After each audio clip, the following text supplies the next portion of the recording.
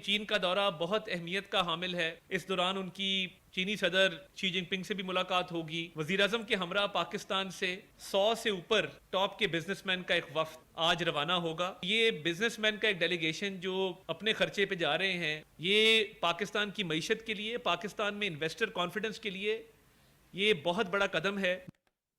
بسم اللہ الرحمن الرحیم. السلام علیکم. آپ دیکھ رہے ہیں چوتھا ستون. میں ہوں جواد فیضی. ابھی آپ نے سنا کہ وزیر اعظم پاکستان جناب شہباز شریف اعلیٰ سطحی وفد کے ہمراہ اور 100 کے قریب جو تجارتی شخصیات ہیں، کاروباری شخصیات ہیں، وہ بھی چین جا رہے ہیں. کل سے 4 جون سے یہ دورہ شروع ہو رہا ہے. اس میں چین کے صدر اور وزیر اعظم سے جناب شہباز شریف کی ملاقات ہوگی. چائنا پاکستان اکنامک زون اور بزنس کونسل اس کے حوالے سے بات ہوگی. سی پیک فیز 2 اس کا اعلان ہوگا. دیگر معاہدے ہوں گے، مفاہمتی یادداشتوں پہ دستخط ہوں گے.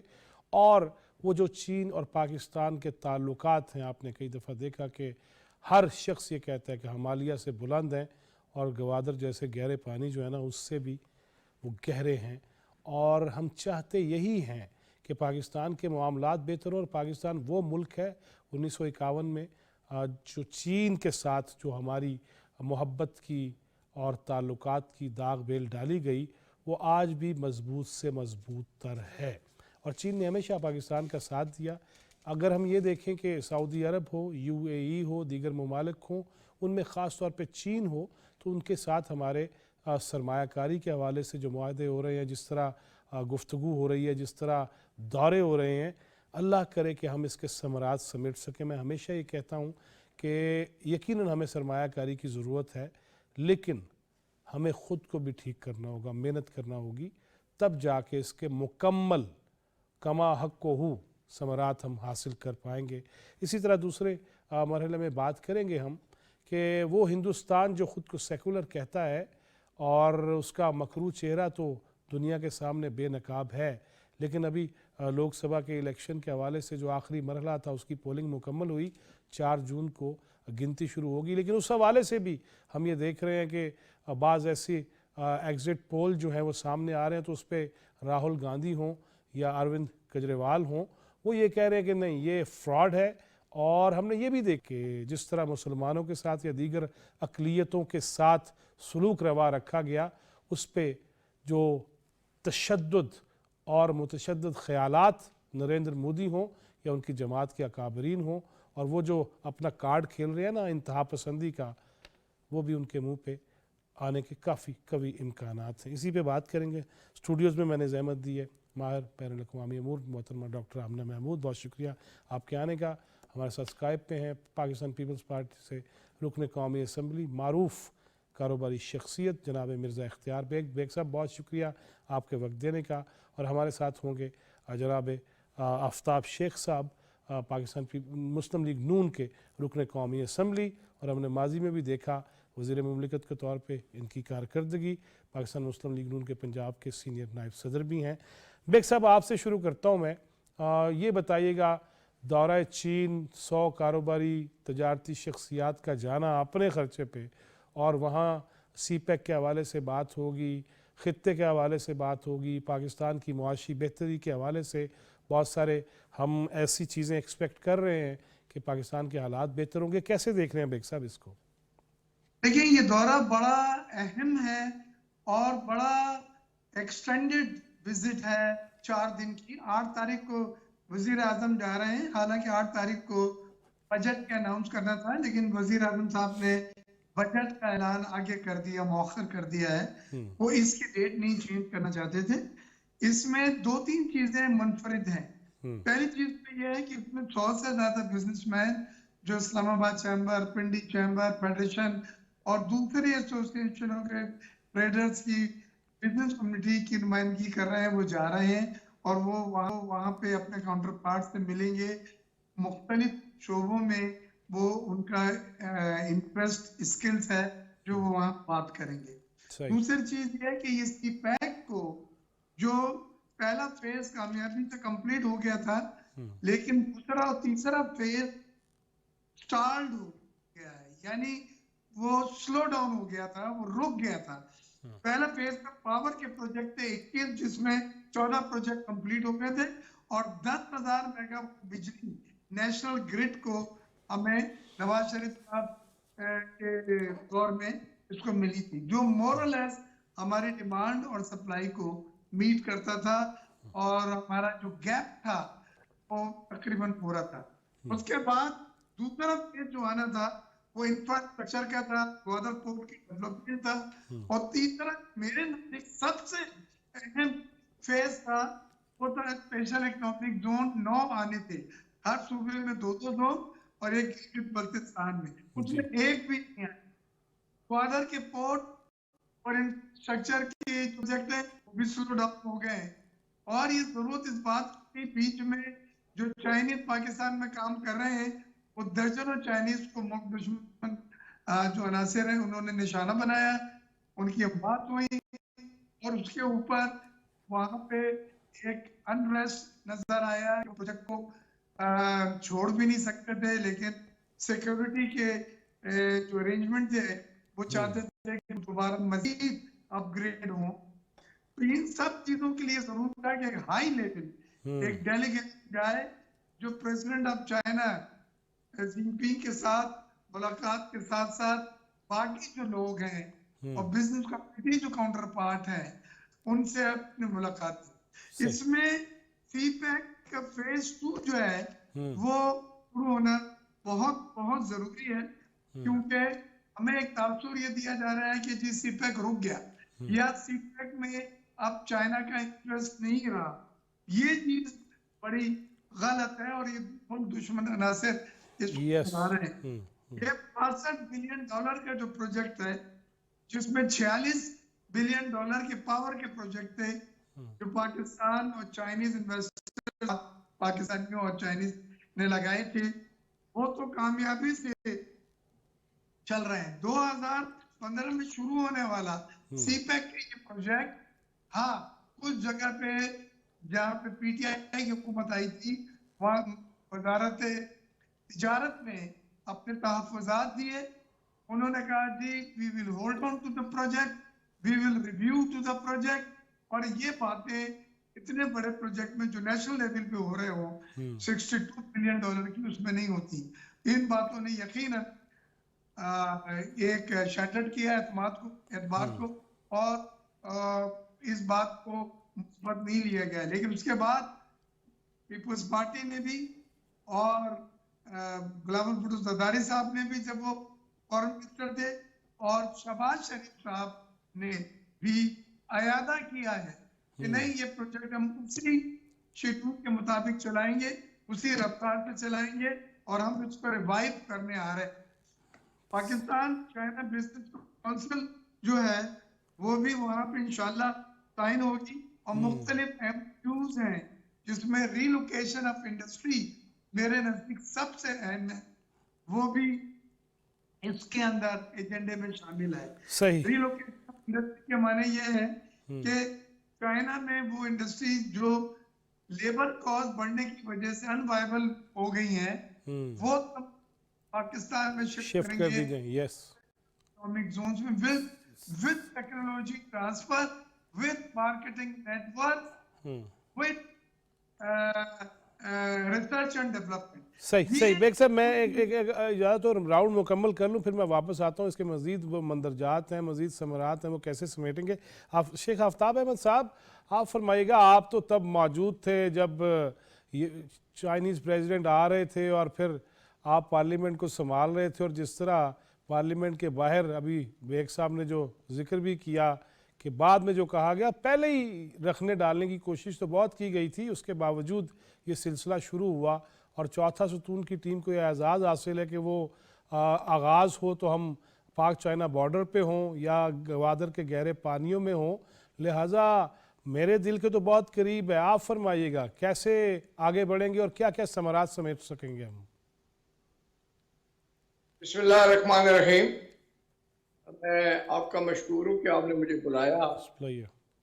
2013 کی جب نواز شریف صاحب کی گورنمنٹ بنی تو میں اس وقت فیڈرل منسٹر تھا اور ان کی کیبنٹ کا ممبر تھا جی. اور اس وقت جس طرح آپ نے کہا کہ اسمبلی کو ہم نے کیسے سنبھالا، نواز شریف صاحب کی شخصیت ہی ایسی تھی کہ لوگوں کو ان سے بڑا ایک لگاؤ تھا، اور دنیا کے اندر بھی اور پاکستان کے اندر ان کی شخصیت سے بہت پیار کیا جاتا ہے۔ لہذا اگر میں اس ڈیٹیل پہ چلا جاؤں کہ کراچی کے حالات کو کیسے ٹھیک کیا گیا، پاکستان میں بدنظمی کو کیسے کنٹرول کیا گیا، یہ لمبی داستان بن جاتی ہے۔ جی جی، لیکن ایک جو روشن روزن کی طرح ظاہر ہے، اس وقت پاکستان کے اندر 18 گھنٹے کی لوڈ شیڈنگ ہو رہی تھی۔ ہمارے پاس گیس کا بالکل ذخیرہ کوئی نہیں تھا، تو فوری طور پر جس طرح 14,000 میگا واٹ بجلی کے منصوبے بنائے گئے، پھر قطر سے ہم نے گیس لی اور اس سے ہم نے انڈسٹری بھی چلائی، اپنے جو ہمارے یونٹس تھے وہ بھی چلے۔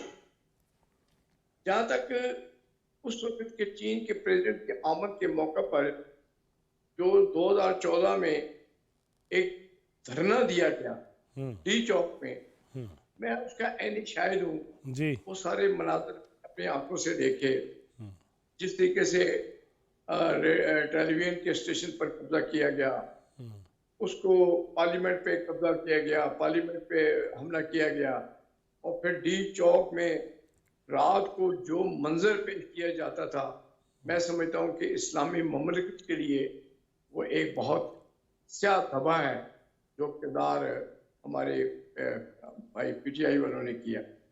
لیکن اس کے باوجود آپ دیکھیں کہ ان حالات کے باوجود کہ نواز شریف صاحب کو ترقی کے راستہ روکنے کی مسلسل کوشش کی گئی، لیکن اس راستہ روکنے کے باوجود بھی انہوں نے ترقی کے عمل کو جاری رکھا، اور اس طریقے سے پھر پریزیڈنٹ کا دورہ ملتوی ہوا، لیکن بعد میں وہ دورہ ہو گیا، جس سے بہت سے پاکستان کے اور چائنا کے ایگریمنٹ ہوئے جن پہ امپلیمنٹیشن ہوئی۔ لیکن شیخ صاحب جس طرح بیگ صاحب فرما رہے ہیں کہ دشمنوں نے یہ خبریں بھی اڑائیں کہ جی ناکام ہو گیا، خدا نخواستہ بند ہو گیا، لیکن وہ چلتا رہا۔ اب آپ فیز 2 سے کیا امیدیں ہمیں لگانی چاہیے اور کیسے دیکھنا چاہیے؟ جی انشاءاللہ دیکھیں نا جی، میں سمجھتا ہوں کہ اب 6 سال کے بعد پاکستان مسلم لیگ کی حکومت آئی ہے، جو کہ پاکستان پیپلز پارٹی کے ساتھ جوائنٹلی گورنمنٹ ہے، ایم کیو ایم کے ساتھ بھی۔ لیکن آپ دیکھ لیں کہ پہلے دن سے لے کر آج تک شہباز شریف صاحب مسلسل جو ہے وہ دورے کر رہے ہیں، اور مسلسل جو ہے نا وہ فارن انویسٹمنٹ کو لانے کی کوشش کر رہے ہیں۔ ان کی یہ بھرپور کوشش ہے کہ اسی ٹرنیور میں ان کا سی پیک کا جو سیکنڈ فیز ہے وہ نہ صرف چلے بلکہ کمپلیٹ ہو، کیونکہ اصل میں ایشو یہ ہے کہ پاکستان میں جو بے روزگاری ہے، ہمارے نوجوان ہاتھوں میں ڈگریاں اٹھائے مارے پھرتے ہیں، یا پھر یہ ترکی کے راستے جب فرانس اور آگے جانے کی کوشش کرتے ہیں اور کشتیاں سمندر میں ڈوب جاتی ہیں، جس میں ہزاروں خاندان تباہ و برباد ہو جاتے ہیں۔ اس سارے حالات سے پاکستان کو نکالنے کا جو واحد منصوبہ ہے وہ ہے ہمارا سی پیک۔ ہم اس کو کمپلیٹ کر لیں، یہ جو جہاں سے اس سڑک نے گزرنا ہے یہ گزرے، ہمارا جو گوادر کی بندرگاہ ہے وہ مکمل طور پر آپریشنل ہو جائے۔ اس وقت بھی آپ دیکھیں کہ جتنے بھی بڑے جہاز ہیں، تیل بردار جہاز، وہ اسی روٹ سے گزر کے جاتے ہیں۔ اگر یہاں گوادر کی بندرگاہ پر ہم ایک ریپیئرز جو کیے جاتے ہیں جہاز، ان کی ایک فیکٹری لگا دی جائے، جو جہاز جاتے ہیں جاپان یا کوریا میں ٹھیک ہونے کے لیے، ان کو ہم یہیں پر اس کی مرمت کا کام شروع ہو۔ تو کہنے کا مقصد ہے کہ سی پیک کے ساتھ بہت سے چیزیں جڑی ہوئی ہیں ہمارے، اس کی وجہ سے جہاز بحری آئیں گے، ان سے ہمیں محصولات جو ہے وصول ہونی ہے، جو ہمارا روٹ استعمال ہوگا موٹر وے کا، اس کے محصولات۔ تو میں سمجھتا ہوں کہ یہ جو مصر میں نئے سویز کام کر رہی ہے، اس سے بڑھ کر یہ ہماری جو یس یہ اس سے بڑھ کر۔ جی شیخ صاحب میں ایک اور ماہرانہ رائے لے لوں۔ ڈاکٹر صاحبہ، میں گوادر کھڑا تھا اور جب مجھے چائنیز ہی وہاں بتا رہے تھے، چائنا سے چائنا کے اندر انہیں اپنا سامان پہنچانے کے لیے 3200-3400 کلومیٹر سفر کرنا پڑتا ہے، لیکن اگر وہ گوادر کے ذریعے چائنا جانا چاہیں سی پیک کے ذریعے خشکی کے راستے 1600-1700 کلومیٹر میں، اور محصولات بھی ہمیں جس طرح شیخ صاحب فرما رہے ہیں ملیں گی. آپ اس پورے اسے گیم چینجر کہا جا رہا ہے، اور کیسے دیکھ رہے ہیں اب جب فیز 2 اور پھر جس طرح بیگ صاحب یہ کہہ رہے تھے کہ ہر صوبے میں 2 اور گلگت بلتستان میں ایک ایسے مراکز بن جائیں گے کاروبار کے، روزگار بھی ہمیں مل جائیں گے. نقشہ کیا دیکھ رہی ہیں؟ پوری دنیا کو دیکھتی ہیں، جاتی بھی ہیں، پاکستان کے اندر کیا موجیں ہوں گی؟ ویسے دیکھیے موجیں تو بہت بہت شکریہ آپ نے مجھے انوائٹ کیا، اور جو موجیں ہیں وہ تو پورے پاکستان کی ہیں نا.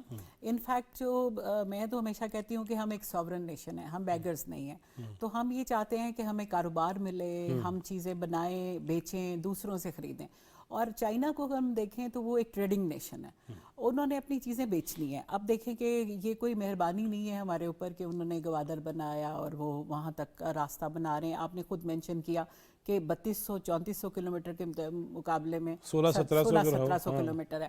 اس کے علاوہ بھی یہ ہے فیضی صاحب کہ جب وہ سمندر کے راستے یہاں تک پہنچتے ہیں اپنے ایسٹ چائنا سی سے یہاں تک پہنچتے ہیں تو ان کو 16,000 کلومیٹر کا سفر طے کرنا پڑتا ہے، اور اتنا ہی فیول، اتنا ہی ٹائم، وہ سب کچھ. اور پھر راستے میں جو راستہ ہے وہ بھی ان کے لیے کافی اریٹیبل بھی ہے، کیونکہ ساؤتھ چائنا سی پڑتا ہے جہاں کے مسائل ہیں ان کے لیے.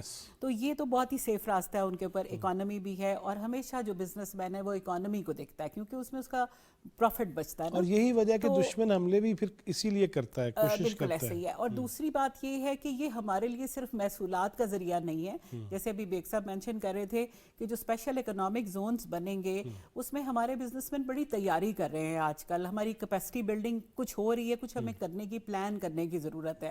وہ یہ کہ وہ جو آپ نے بھی بتایا تھا کہ وہ فیکٹریز یہاں پہ شفٹ کریں گے، وہ ہوں گی جن کے لیے لوکل لیبر اگر مل جائے انہیں. نہیں تو اگر وہ چائنا سے لیبر لے کے آئیں گے تو ہمیں کوئی فائدہ نہیں ہوگا. ٹیکنالوجی ٹرانسفر ہوگی جب ہم اپنے لوگ یہاں پہ انگیج کر سکیں گے. تو وہ جو اتنے زیادہ اکنامک، دیکھیں گوادر مزئی بنا تھا تو کتنی زیادہ ہم نے ڈیولپمنٹ دیکھی. تو اگر 10 زون بن جائیں گے اور پھر یہ ایکولی ڈسٹریبیوٹ ہوں گے سارے پروونسز میں، تو وہ جو ہمارے بیکورڈ ایریاز ہیں وہ بھی کور ہو جائیں گے، وہاں پہ لوگوں کو روزگار ملے گا. اور جو پھر ہمارے ہاں ایک ایتھنک جو ہے کشمکش ہے کہ اس کو زیادہ ڈیولپ کر دیا، ہمیں کم کیا، وہ بھی ختم ہو جائے گا، ایکولی ڈسٹریبیوٹ ہوگا. اور پھر یہ اس کے ہم خود اپنے پاؤں پہ کھڑے ہو سکیں گے. اور پھر یہ دیکھیے کہ سی پیک جو ہے یہ تو ایک کوریڈور ہے نا بیسیکلی. تو ہم اس سے جیسے چائنا پہنچے گا آگے یورپ تک تو ہم بھی ان کے ساتھ ہی جائیں گے نا، اگر ہم کوشش کریں. اگر ہم صرف راہداری بننے کو تیار ہے تب بھی ہمارے لیے بینیفیشل ہے، لیکن اب ہم ٹیکنالوجی ٹرانسفرز کو اور اس اپرچونٹی کو اپنی اکنامک ڈیولپمنٹ کے لیے کرنا چاہتے ہیں تو یہ بھی ہمارے پاس سنہری موقع ہے یہ. بالکل ایسا. اور اگر ہم میں نے آغاز میں ایک بات کی کہ اس کے لیے ہمارے جس طرح شیخ صاحب نے یہ ذکر کیا کہ لوگ بوٹس کے ذریعے وہاں پہنچنا چاہتے ہیں جہاں جا کے 12 گھنٹے کی شفٹ کرنی ہے، انہوں نے سیکورٹی گارڈ بن کے بھی اور گیس اسٹیشن پہ اور سٹور پہ کھڑے ہونا ہے. یہاں اگر اکنامک زون کی ہم بات کر رہے ہیں تو ہمیں خود محنت کے لیے کتنا تیار رہنا چاہیے؟ دیکھیے 2-3 لیول پہ ہمیں بہت تیاری کی ضرورت ہے. ایک جو میں آپ سے کہہ رہی تھی کہ ہمیں اسکلڈ لیبر تیار کرنی ہے، اس کے لیے گورنمنٹ نے کچھ پلاننگ شروع کی ہے، یہ اسکل یونیورسٹی وغیرہ بنی ہے. لیکن میں کہتی ہوں کہ اس سے بہت آگے جانے کی ضرورت ہے. ہم اپنے بچوں کی کیپیسٹی بلڈنگ کریں اور ہم اپنی نیشن کا یہ مزاج بنائیں جو ہم ہاتھ سے کام کرنے کو برا سمجھتے ہیں اور سمپلی MA BA کی ڈگریاں لے کے تو بچے پھر رہے ہیں. اسلام آباد کی ٹیکنیکل سائڈ پہ آئے نا، ٹیکنیکل سائڈ 6 مہینے کا ڈپلوما کریں. ایون ہم ان سے نیگوشیٹ کر سکتے ہیں، جیسے سعودی عرب آج کل کہہ رہا ہے کہ یہاں پہ ہم ٹیکنیکل ڈیولپمنٹ کے ادارے بنانا چاہتے ہیں. آپ ان سے ان کی ریکوائرمنٹ لیں، اس کے مطابق سلیبس ڈیولپ کریں، اپنے بچوں کو ٹرین کر لیں. ایک لیول تو یہ ہو گیا.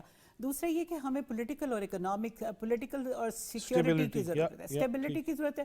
پولیٹیکل اسٹیبلٹی ہوتی ہے تو سرمایہ دار آتا ہے. سرمایہ دار گھر سے بھی پیسہ نہیں نکالتا اور دوسرے ملک سے بھی نہیں آتا جب تک آپ کے ہاں پولیٹیکل اسٹیبلٹی نہیں ہوتی، یونیفارمٹی آف پالیسی نہیں ہوتی، اور پھر آپ ون ونڈو ایکشن نہیں کرتے، ٹریڈر فرینڈلی پالیسیز نہیں بناتے.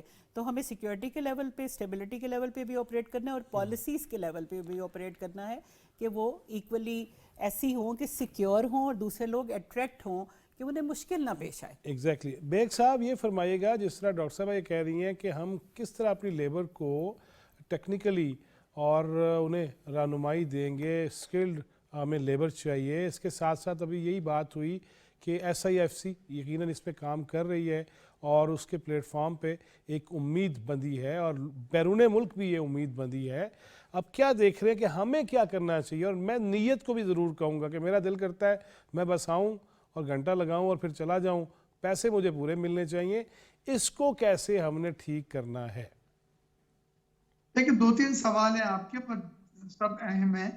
पहली चीज तो यह है कि SIFC एक टेस्टेड मॉडल है सिविल मिलिट्री क़यादत का ज्वाइंट काम करने का, और FATF में ग्रे लिस्ट जो पाकिस्तान निकला था जी ग्रे लिस्ट से, वो FATF का एक टेस्ट मॉडल था, लिटमस टेस्ट, और वो कामयाब हुआ। उसके बाद सिविल मिलिट्री क़यादत मिलके ये बड़े प्रोजेक्ट के लिए इन्वेस्टमेंट लाना, वन विंडो ऑपरेशन इन्होंने शुरू किया है एग्रीकल्चर सेक्टर में गल्फ कंट्रीज को ये फूड सिक्योरिटी फराहम करने के लिए काम कर रहे हैं। तो वो उस पर बिजनेस कम्युनिटी टोटल सपोर्ट करती है।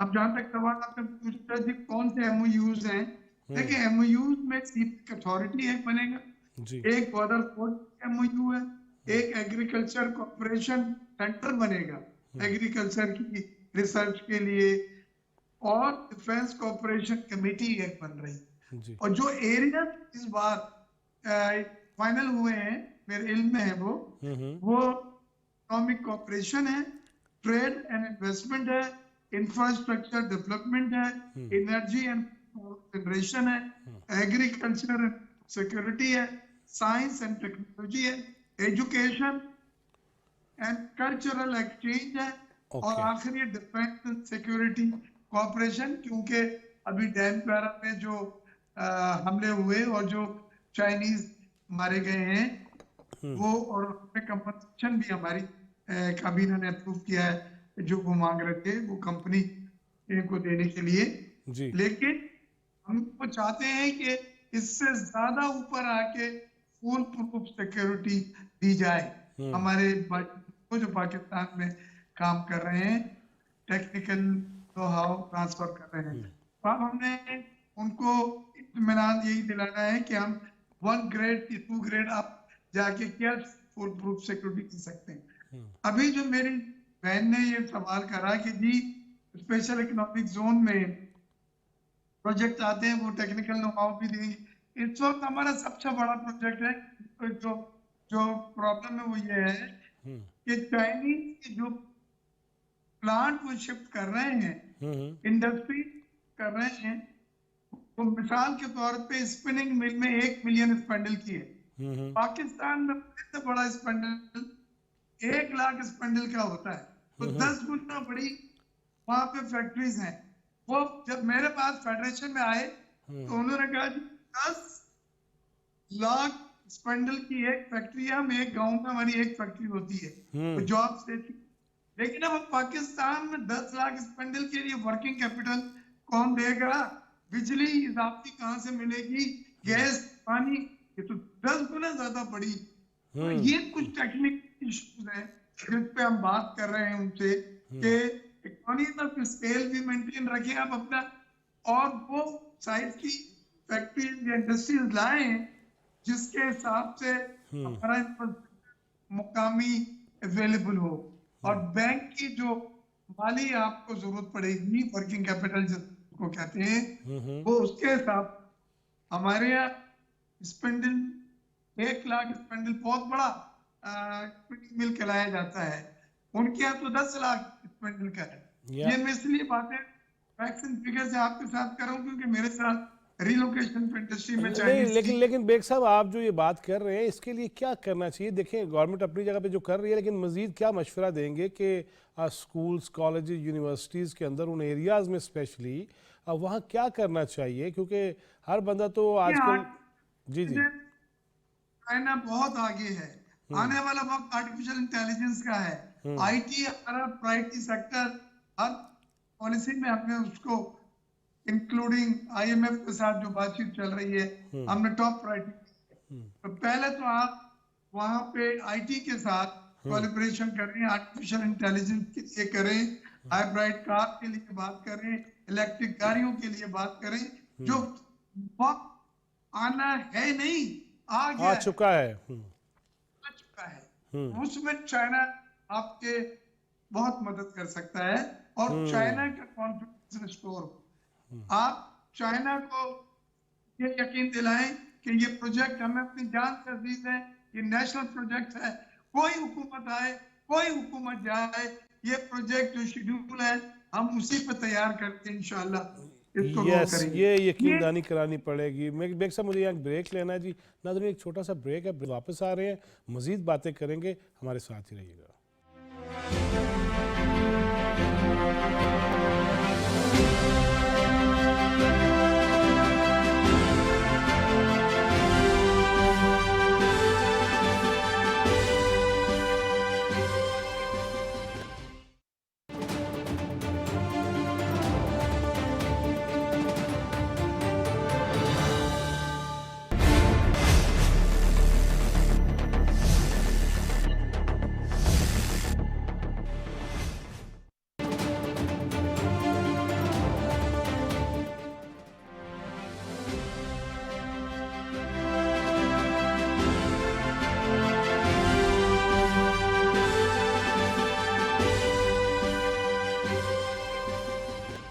वेलकम बैक नाजरीन, आप देख रहे हैं चौथा सुतून, मैं हूं जवाद फैज़ी। ब्रेक से पहले ये बात हुई कि बहुत सारे मौके हैं हमारे पास, लेकिन हम उन्हें कैसे इस्तेमाल करना चाहते हैं।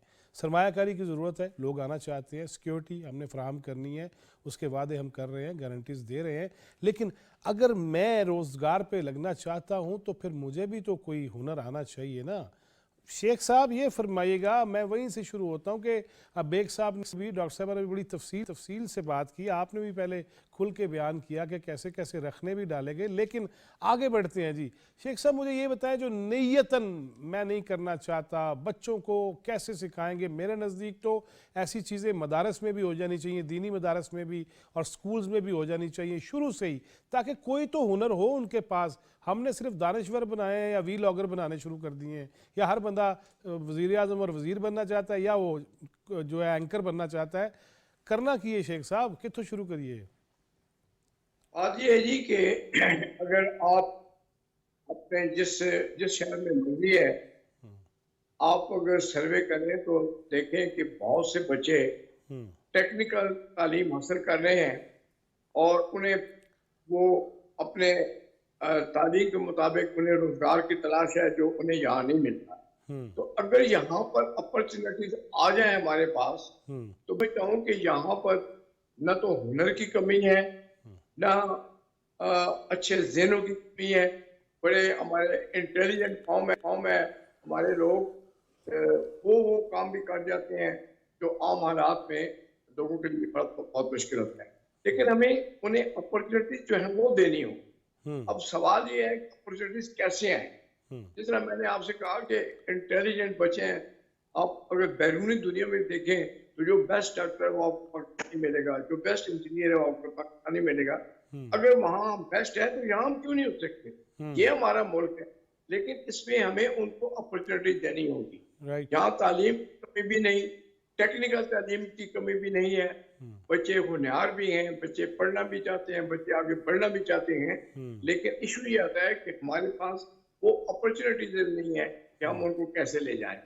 अब मैं समझता हूँ कि ये जो सी पैक का मंसूबा है, या जो अभी शहबाज साहब चाइना जा रहे हैं और बहुत से वो वहाँ पर एग्रीमेंट करना चाहते हैं, वो वहाँ से इन्वेस्टमेंट लाना चाहते हैं, ये सब कुछ इसीलिए हो रहा है कि पाकिस्तान में एक तो बेरोजगार लोगों को रोजगार मिले और दूसरा हम अब दुनिया में जो रेस है उससे हम बहुत पीछे रह गए हैं, अब हम आगे बढ़ना चाहते हैं।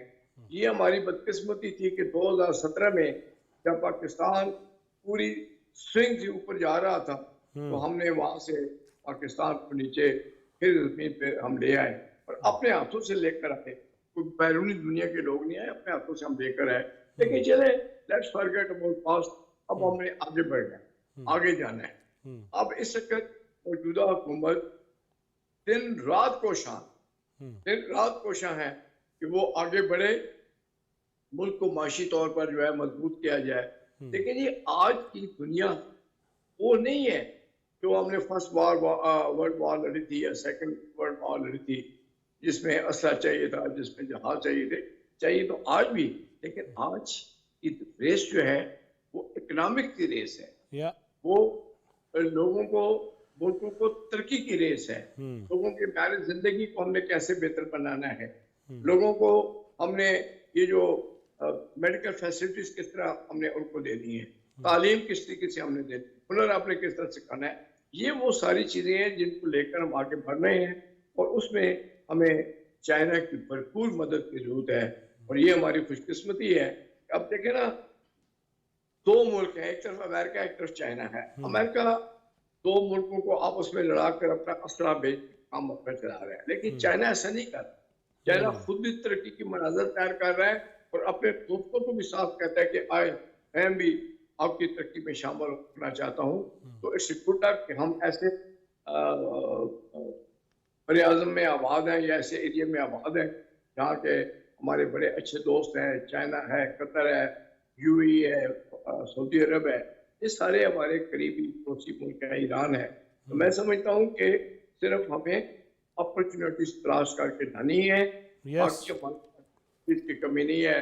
टैलेंट बहुत है, हर किस्म का टैलेंट है, लेकिन यही टैलेंट जो हम बैरूनी दुनिया में जाके इस्तेमाल कर सकते हैं, कर रहे हैं, वो हम अपने मुल्क में क्यों ना इस्तेमाल, और इसी मुल्क को हम क्यों ना आगे लेकर चलें, इस मुल्क को हम दुनिया का एक सही सही सही हिंदुस्तान की भी बात कर लेते हैं। बहुत सी एफर्ट्स कर रहे हैं, बहुत से हुनरमंद लोगों को भी साथ लेके जा रहे हैं, कम्युनिटी को भी साथ लेके जा रहे हैं। मुझे यकीन है कि इंशाल्लाह इसके बड़े पॉजिटिव लगता है। इधर नाजरीन, बात हम जब करते हैं कि हमें है सबको बढ़ना चाहिए, लेकिन कोर इश्यूज़ भी हल होने चाहिए जो मुख्तलिफ ममालिक के दरमियान हैं, और इसके साथ साथ ये जो शिद्दत पसंदियाँ हमारे यहाँ भी एक साजिश के तहत पैदा करने की कोशिश की जाती है, और जिसका जो कहते थे हम सेकुलर हैं, बहुत बड़ी जमहूरियत हैं, वहाँ पे उनके चेहरे हमने देखे, अक़लियतें महफूज नहीं, और बरमला इक़्तिदार पे जो शख्स बैठा है, फायज़ है, वो कभी पाकिस्तान, कभी मुसलमान, और कभी दीगर अक़लियतें और दलित, और कभी कुछ, जिससे हमें तो मना किया गया कि कोई ज़ात बरादरी नहीं है। इस पे देख लेते हैं, लोकसभा के इंतखाबात के आखिरी मरहले की पोलिंग मुकम्मल हो चुकी है, 4 जून को रिज़ल्ट आने हैं, गिनती शुरू होनी है। हाँ जी डॉक्टर साहबा, क्या देख रही हैं? ये तो मोदी साहब की सियासत का एक हिस्सा। आपने देखा है कि ये तो उनकी तीसरी टर्म का चुनाव है, लेकिन पहले दोनों टर्म में भी उनके इश्यूज जो थे वो मज़ीद इंटेंसिफाई होते रहे कि सेकुलरिज्म की पॉलिटिक्स तो चली गई मनमोहन सिंह के साथ ही। उसके बाद जो आई ही बीजेपी इसी मुद्दे के ऊपर थी, इसी सर्शन के ऊपर के वो इंडिया को हिंदुस्तान बनाएंगे, वो भारत को हिंदुस्तान बनाएंगे, और ये भारत अखंड भारत बनेगा, और आसपास के सारे मुल्कों को, और फिर वो जो बेसिकली तो आरएसएस है ना, बेसिकली तो हिंदुत्व का एजेंडा है, उसकी एक फॉर्म है बीजेपी। इनफैक्ट पॉलिटिकल पार्टी के लिए, जैसे हम कहते हैं कि वो राइज टू पावर का एक सीढ़ी होती है, तो बीजेपी तो सिर्फ यही काम करती है। बाकी तो उनका एजेंडा वही है जो आपको पता ही है, जो शुरू से ही था। 19वीं सदी में जो सारी तहरीकें थी, कम बैक होम वगैरह जैसी, उसी का एक एजेंडा है। और मोदी साहब ने देखा कि पहली वो जीत गए, इलेक्शन जीत गए, और उस वक्त एक बड़ा इकोनॉमिक राइज का दौर था, क्योंकि मनमोहन सिंह ने जो पॉलिसीज़ इंट्रोड्यूस कराई थी और जो वेस्ट के साथ ओपनिंग की थी, उसकी वजह से उनकी इकोनॉमी बड़ी राइज पे जा रही थी। इकोनॉमी का राइज लेने का जो सारा क्रेडिट है वो मनमोहन की गवर्नमेंट का है, लेकिन उसको बीजेपी ने ले दिया। और इसी एजेंडा के ऊपर और इसी जो प्रॉस्पेरिटी को इस्तेमाल करते हुए उन्होंने एक्सट्रीमिस्ट फैक्शंस को इतना ज़्यादा रिच कर दिया है, इतना ज़्यादा इंटेंसिफाई कर दिया है कि अब मेरा ख्याल है वो पॉइंट ऑफ नो रिटर्न पे चले गए हैं, और इंडिया का सेकुलरिज्म यानी कि जो उनकी बेसिक आइडियोलॉजी थी वो तकरीबन कॉम्प्रोमाइज़ हो चुकी है, और ये खुद उनकी अपनी गवर्नमेंट ने की है। और इस वक्त जो अपोजिशन बात कर रही है वो एक रिएक्शन है, और ये पहली दफ़ा है। पिछली दफ़ा अपोजिशन बहुत बुरी तरह हारी थी, लेकिन इस दफ़ा अपोजिशन को ये एहसास हुआ कि अगर हम ये सब आगे लेके जाएंगे तो वो जो गोल है कि इंडिया 26 रियासतों में तकसीम होगा, वो बड़ा जल्दी अचीव हो जाएगा। तो इनफैक्ट वो इंडिया की بقا کی جنگ لڑے ہیں تاکہ انڈیا کا جو, کیونکہ کسی قوم کی جب آئیڈیالوجی کمپرومائز ہو جاتی ہے تو پھر اس کو ٹوٹنے میں کوئی ٹائم نہیں لگتا. تو مسٹر مودی یہ سمجھ رہے ہیں کہ اگر وہ ہندوتوا کے ایجنڈا پہ انڈیا کو کمبائن رکھ سکتے ہیں تو ایسے نہیں ہے, کیونکہ جو 20% اقلیتیں ہیں یہ بہت بڑی اقلیتیں. اچھا, اور اس کے علاوہ بھی جو دلت ہیں وہ بہت بڑی ایک مائنورٹی سمجھے جاتے ہیں, لیکن ہندوازم کے اندر بھی ایک مائنورٹی موجود ہے جو کہ خود برہمن ہیں. اور جو ہندوازم ہے اگر آپ 100% لیتے ہیں تو اس میں 40 برہمن ہیں اور 60 چھوٹی ذات کے ہندو ہیں. اور جس وقت وہ اس RSS کے ایجنڈا کے خلاف کھڑے ہوں گے تو میرا خیال انڈیا کا سروائیول ممکن نہیں رہے گا. بیگ صاحب یہ بتائیے, ابھی بات ہوئی کہ پریس کو دبا کے اس قسم کی چیزیں کب تک چھپائی جائیں گی اور کیسے نتائج حاصل کیے جا سکتے ہیں؟ میں نہیں سمجھتا کہ وہ مودی اس کو چھپانے میں کامیاب رہا ہے. مودی کی یہ تمام گمکس جو ہیں وہ سامنے ایکسپوز ہو گئے ہیں. وہ انڈیا جو سیکولرزم کا پرچار کرتا تھا, آج اس نے ایکسٹریمسٹ کی پناہ لے کے یہ ووٹ کی بھیک اس کو ملی ہے, اور وہ انڈیا کا چہرہ مس ہو چکا ہے جس کے بارے میں پرچار ہوتا تھا. میں یہ سمجھتا ہوں کہ اکانومی منموہن سنگھ نے جو اوپن کی تھی اور جو ایک نیا ایرا تھا ہندوستان کا, اس کو انہوں نے پکڑ کے امپلیمنٹ کر کے مختلف فارمیٹ میں اس پہ عمل درآمد کرایا ہے, اور اس سے یقیناً اکانومی بہتر ہوئی ہے ہندوستان کی, ان کی ایکسپورٹ, ان کے ریزرو, اور اوورسیز کو انہوں نے انکیش کیا ہے. کافی حد تک چیزوں کو انہوں نے ایسی پالیسیاں دی ہیں جو ایکسپورٹ اورینٹڈ ہیں, اور جس سے ان کی آئی ٹی میں اور دوسری ایکسپورٹ میں خاطر خواہ اضافہ نظر آیا, اور اس کا بینیفٹ مودی کو ملا ہے, اس میں کوئی دو رائے نہیں ہے. صحیح. شیخ صاحب, جس طرح پاکستان مخالف, اقلیت مخالف نعرے, اور پھر جس طرح ڈاکٹر صاحبہ کہہ رہی ہیں کہ 60% جو ہیں وہ خود راضی نہیں ہیں سارے معاملے سے, ان شدت پسندیوں سے, ان حالات میں, اور خاص طور پہ وہی بات کہ اپوزیشن ماننے کو تیار نہیں, اور یہ کہہ رہی ہے کہ ہم نے دیکھا ہے دنیا کے بہت سارے ممالک میں, امریکہ رشیا کے معاملات بھی, امریکن الیکشن میں کیسے سوشل میڈیا استعمال ہوا اور کیسے ہوا, اب پھر انڈیا میں ایسا ہی ہو رہا ہے. کیا مستقبل دیکھ رہے ہیں ہندوستان کا؟ دیکھیے جی, بات یہ ہے کہ ہندوستان کا مستقبل جو ہے وہ ٹھیک رہے گا. اس کی وجہ یہ ہے کہ وہ جمہوریت پسند قوم ہے, اور جمہوریت میں انہوں نے جنم لیا, اور آج تقریباً کو 80 سال اب قریب ہونے کو ہیں کہ وہاں جمہوری عمل کبھی بھی نہیں رکا, اس میں کوئی رکاوٹ نہیں آئی. مسلسل انتخابات ہوتے ہیں, جو جیتا ہے دوسرا اس کو مبارکباد ہے کہ حکومت لے لیتا ہے. لیکن اصل میں سب سے بڑی بات یہ ہے کہ انہوں نے جو پالیسیاں اپنے ملک کے لیے بنائیں, ملک کی اکانومی کو بہتر کرنے کے لیے, اپنی ایکسپورٹ بڑھانے کے لیے, اپنے زر مفادہ کو بڑھانے کے لیے جو پالیسیاں بنائیں, آنے والی گورنمنٹ نے اس تسلسل کو جاری رکھا. انہوں نے یہ نہیں کیا کہ جی چونکہ یہ پچھلی حکومت کا ہم اس کو نہیں مانتے, یہ بات نہیں ہے, انہوں نے تسلسل رکھا. اس میں کوئی شک والی بات نہیں کہ مودی کی حکومت نے ملک کے اندر ایک نفرت کا بیج بو دیا ہے, ایک افراتفری کا بیج بو دیا ہے, اس پہ تو کوئی شک و دو رائے نہیں ہے. لیکن جہاں تک ملک کی مفادات کا تعلق ہے, ان کی اکانومی کا تعلق ہے, ان کے زر مبادلہ کا تعلق ہے, ان کے ایکسپورٹ کا تعلق ہے, میں سمجھتا ہوں کہ انہوں نے اپنے آپ کو ایک مضبوط پاور بنا دیا. لیکن جہاں تک سوشل میڈیا کا تعلق ہے, یہ ہماری بدقسمتی ہے. اس سے ہم پازیٹیو کام بھی لے سکتے تھے, لیکن ہم نے زیادہ نیگیٹو کام لیے, اور اس میں سوشل میڈیا نے کوئی بہتر کردار ادا نہیں کیا جو اسے کرنا چاہیے تھا. حالانکہ آج ہر آدمی کے ہاتھ میں موبائل ہے, اور ہر آدمی جو ہے وہ سوشل میڈیا کے ساتھ جڑا ہوا ہے. اس لیے میں سمجھتا ہوں کہ جو پیچھے طاقتیں بیٹھی ہیں جو سوشل میڈیا کو ہینڈل کرتی ہیں, انہیں چاہیے کہ یہ دنیا کے اندر ایک امن کا پیغام دیں, پوری دنیا کو ایک تصویر میں پرو دیں. دیکھیں, اصل بات یہ ہے کہ انسان دنیا میں ایک ہی بار آیا ہے, بار بار نہیں آنا. تو اگر ایک بار کی جو زندگی ہے वो मोहब्बत से गुजरे, अच्छाई से गुजरे, एक बेहतर मईशत से गुजरे, तो मैं समझता हूँ कि ये सबसे बड़ी इबादत भी है और नेकी भी है।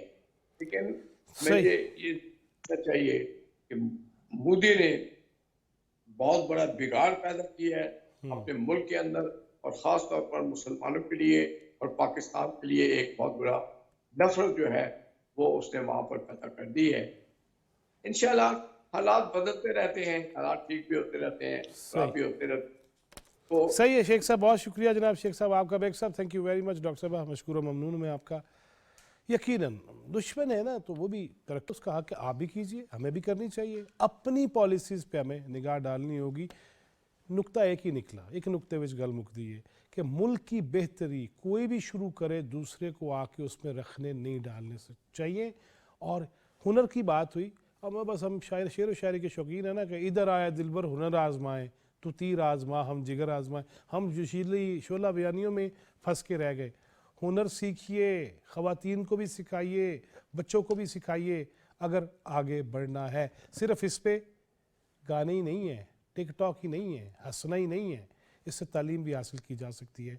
मैं माओ से भी दरख्वास्त करूँगा, बच्चों के हाथ में पकड़ा देते हैं, सर पे बैठिए, कोई अच्छी चीज़ें सिखाइए। बहुत कुछ कर सकते हैं हमारे बच्चे, हम करने नहीं दे रहे। अल्लाह ताला हमारे हाल पे रहम करे और हमें पाकिस्तान की खिदमत की तौफीक दे, आसानियाँ तकसीम करने वाला बनाए। जवाद फैज़ी चौथा सुतून टीम को इजाज़त दीजिए। अल्लाह निगहबान।